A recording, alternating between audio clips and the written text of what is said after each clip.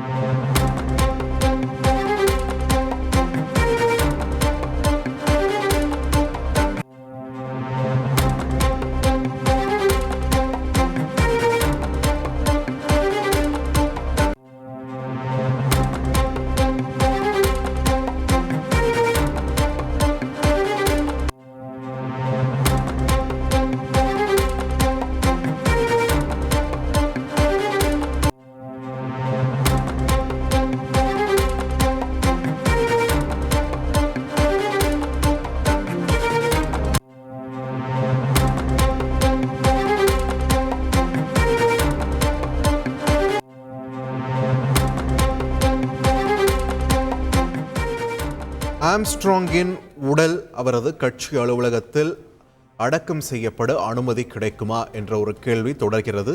அவரது உடலானது அங்கு பெரம்பூரில் இருக்கக்கூடிய பந்தர் கார்டன் அந்த பள்ளி வளாகத்தில் வைக்கப்பட்டு பொதுமக்கள் அஞ்சலி செலுத்தி வரக்கூடிய காட்சிகளை நாம் திரையில் பார்க்கிறோம். மறுபுறம் அவரது உடல் அடக்கம் செய்வது தொடர்பான விசாரணையில் தற்பொழுது ஒரு சிறு இடைவேளை வந்திருக்கிறது. 10:30 மணிக்கு விசாரணையானது தள்ளி வைக்கப்பட்டிருக்கக்கூடிய நிலையில் நீதிபதி சில பரிந்துரைகளையும் யோசனைகளையும் வழங்கியிருக்கிறார். இது தொடர்பாக உடலை குடியிருப்பு பகுதிகளில் அடக்கம் செய்வது சட்ட விதிகளுக்கு புறம்பானது என்ற ஒரு காரணம் சுட்டிக்காட்டப்பட்டிருக்கிறது நீதிபதி தரப்பில். இந்நிலையில் மனுதாரர் தரப்பிலிருந்து 12 மணிக்கு தங்கள் பதிலை தெரிவிப்பதாக அவர்கள் தரப்பிலிருந்து தெரிவித்திருக்கிறார்கள். 10:30 மணிக்கு விசாரணை மீண்டும் தொடங்குமா, அதன் பிறகு 12 மணிக்கு மனுதாரர் தரப்பிலிருந்து உரிய பதில் கிடைக்கப்பெற இருக்கிறது. இது தொடர்பான முக்கிய செய்தியை நாம் பார்த்து வருகிறோம்.